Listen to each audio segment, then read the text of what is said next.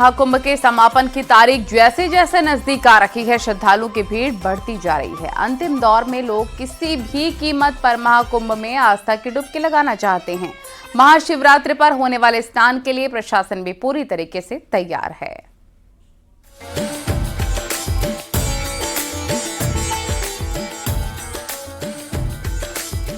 प्रयागराज का महाकुंभ अपने आखिरी पड़ाव पर है।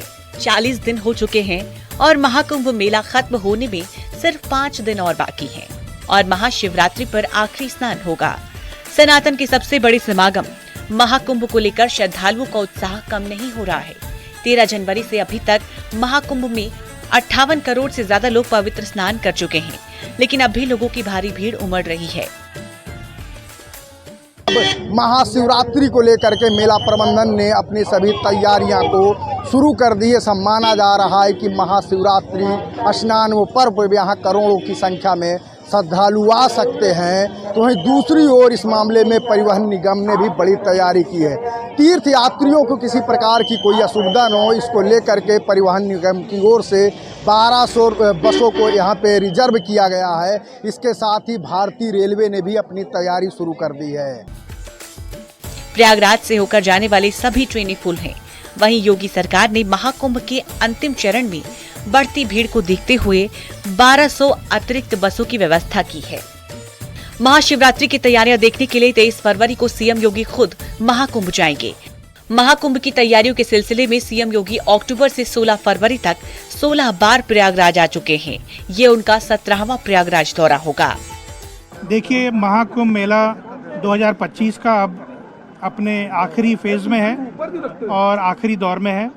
26 फरवरी को महाशिवरात्रि का मेन स्नान है और उसी की तैयारी की समीक्षा के लिए हम और डीजीपी साहब आज आए हैं और सभी संबंधित अधिकारियों से बातचीत के साथ साथ मौके पर भी पॉन्टून ब्रिजेस, चक्कर प्लेट्स, नदी में जो जल की मात्रा है और जो जल की शुद्धता है, ये सब देखने के लिए हम लोग आज आए हुए हैं। मंशा ये है कि माननीय मुख्यमंत्री जी ने जो निर्देश दिए हैं कि महाशिवरात्रि के दिन और उसके पहले जो वीकेंड आ रहा है उसमें ज़्यादा से ज़्यादा लोग आने की इसमें कोशिश करेंगे, तो उनको एक बेहतर अनुभव हो सके और उनका एक्सपीरियंस कुंभ में आने का अच्छा हो। उसके लिए जो भी इंफ्रास्ट्रक्चर और बाकी जो भी व्यवस्थाएं करनी है वो सुनिश्चित किया जा रहा है। महाकुंभ को लेकर श्रद्धालुओं का जोश इस कदर हाई है कि रेलवे की सारी व्यवस्थाओं की सांस फूल गई है। हर तरफ का नजारा एक ही जैसा है। कोई गेट पर टंगा है, कोई कहीं लटका है। महाकुंभ में डुबकी लगाने के लिए लोग किसी भी चुनौती, किसी भी मुसीबत का सामना करने को तैयार हैं। रिजर्वेशन और बिना रिजर्वेशन वालों की हालात एक जैसी है। एक सीट के लिए युद्ध लड़ना पड़ रहा है। ऐसे में एक बार फिर महाशिवरात्रि पर प्रयागराज में क्राउड बढ़ने की संभावना है, जिसके लिए प्रशासन पूरी तरह से अलर्ट है।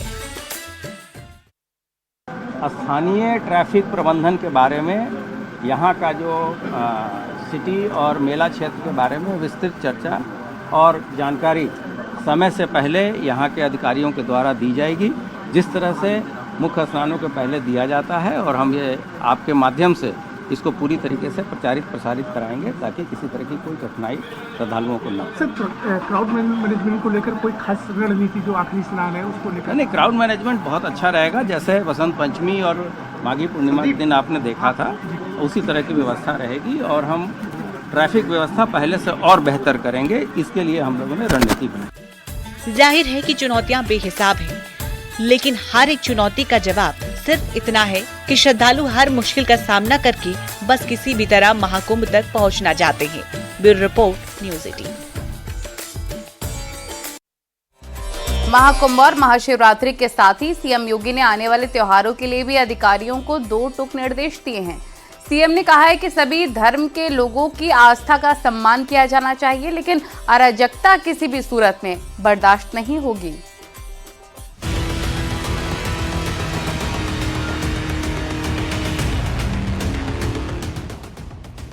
आने वाले त्योहारों महाशिवरात्रि, होली, रामनवमी, रमजान पर लोगों को किसी भी तरह की कोई परेशानी न हो, इसके लिए अधिकारियों को खास निर्देश दिए गए हैं।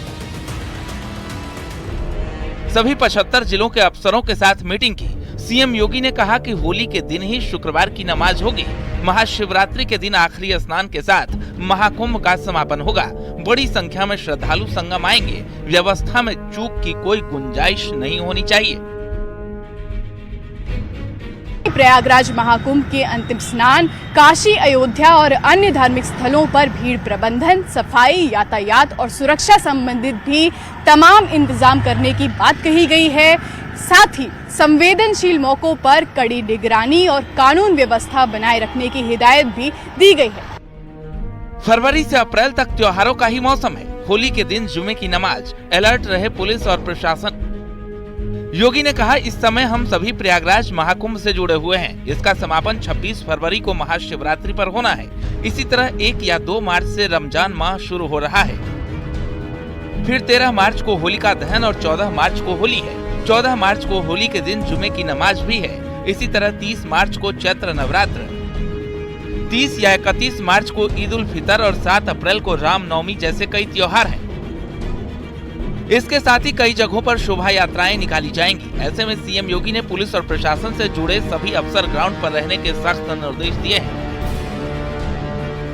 सीएम योगी ने खास तौर पर होली और महाशिवरात्रि पर सतर्क रहने को कहा है, क्योंकि 14 मार्च को होलिकोत्सव और शुक्रवार की नमाज एक ही दिन पड़ रही है। ऐसे में अराजक तत्व माहौल बिगाड़ने की कोशिश कर सकते हैं, इसलिए पुलिस प्रशासन को अलर्ट रहने के निर्देश भी दिए गए हैं।